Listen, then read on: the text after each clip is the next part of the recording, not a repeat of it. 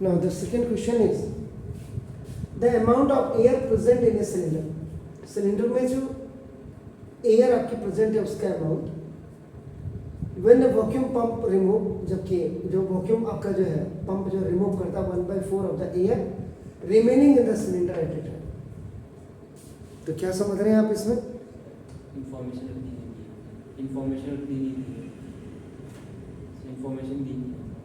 Information दी नहीं है सही ढंग से. तो फिर जब सही ढंग से नहीं दी है तो क्यों नहीं बोला आप लोगों ने सीबीएसई को, अपने स्कूल टीचर्स को लिखे कि आप इंफॉर्मेशन सही नहीं देते. The amount of air present in a cylinder, cylinder में जो अमाउंट आपका एयर की प्रेजेंट है व्हेन ए वैक्यूम पंप, जब वैक्यूम पंप आपका रिमूव करेगा, इसका मतलब सिंपल सी बात है कि अमाउंट कितना है आपने ये देखना है सबसे पहले. तो ना बताओ दिस, आप पहले let small A be the first term of an AP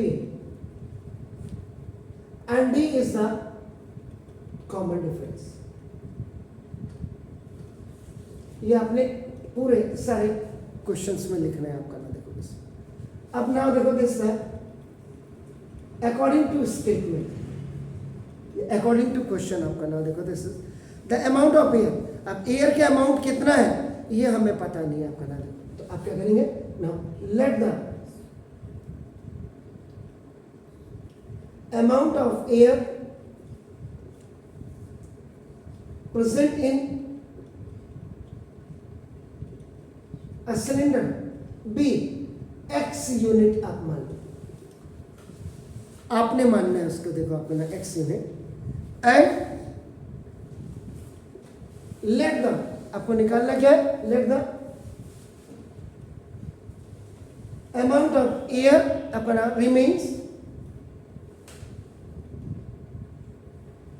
after क्या लिखा हुआ, each pump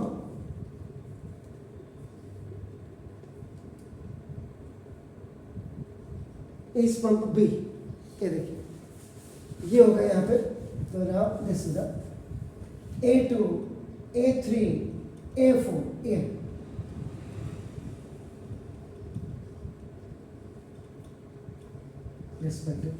ये है सर. अब आपका देखो ये रिमेंड है, इसलिए आपका ए नहीं आया.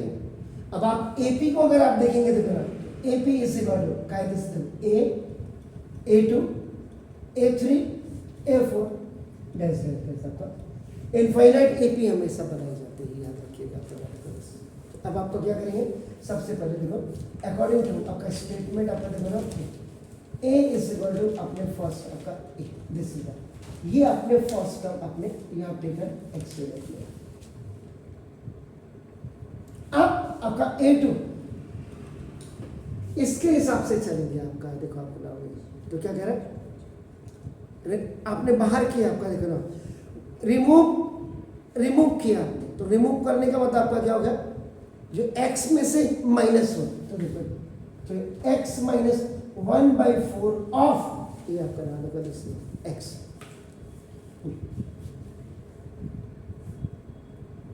अब आपका कितना हो जाएगा, ना देखो दिस x माइनस x/4 ऐसे काटो, 4x का 4x माइनस 1x 3x/4. देखिए अब A3 आपका क्या होगा,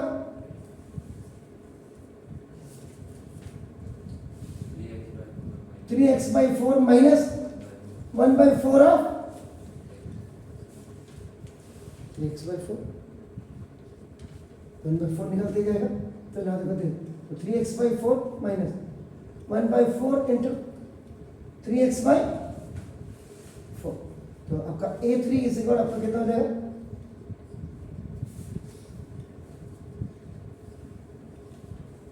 यही है. चेक करिए, ठीक है. इन दोनों का एलसीएम आपको कितना हुआ, 16. तो कितना हुआ, 10 माइनस कितना हुआ सर, 9x अपॉन 16.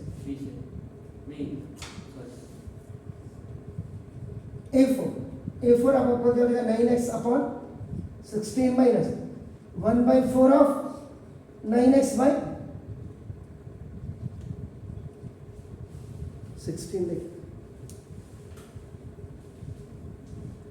यहाँ पे 9x upon 16 minus 1/4 of 9x upon 16 देखिए ए four 9x over 16 minus 9x बन जाए 9x अपॉन 16 4 जा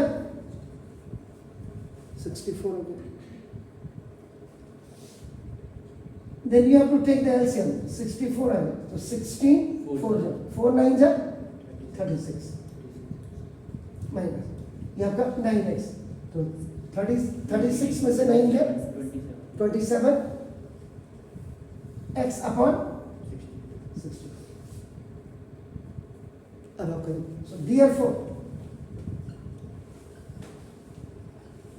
the sequence of an AP देखो first term second term third term fourth term ये आपने किया. अब आपका देखो AP इज फर्स्ट टर्म आपका देखो x था देन द सेकेंड टर्म कितना आया सर आपका 3x बाय 4. थर्ड टर्म कितना आया sir 9x by 16 and the fourth term कितना आया sir 27x upon last term near infinite AP है. देखो अब सीक्वेंस तो आपकी बन करके आ गई अकॉर्डिंग टू द स्टेटमेंट आपकी, लेकिन क्या इज इट परफेक्ट ये आपको चेक करनी है परफेक्ट है या नहीं है. अब आप करेंगे ना तो आप क्या करेंगे now first common difference d is equal to second term minus first term. second term 3x upon 4 और minus आपका देखो x तो कितना है this is minus x upon 4. देखिए then again second common difference d is equal to third term minus second term. third term 9x minus 16 minus 3x upon 4. 16 you have taken LCM तो 9x minus 12x minus 3x upon 16 देखिए check कर लीजिए कहीं गड़बड़ तो नहीं है.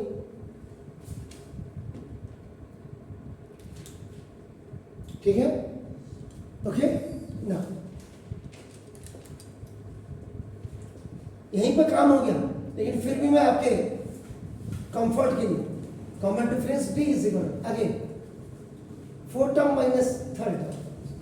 Fourth term 27x upon 64 और minus 9x upon 60 64 27x minus ये देखो 16 4 जा 4 9 जा और माइनस 36 में से 27 जाएगा तो कितना हुआ minus minus 1.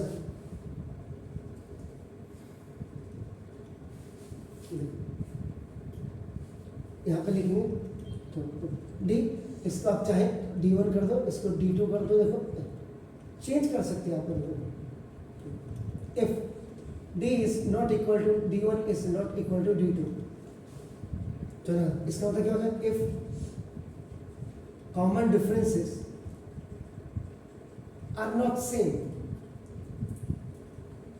so the sequence is not in AP.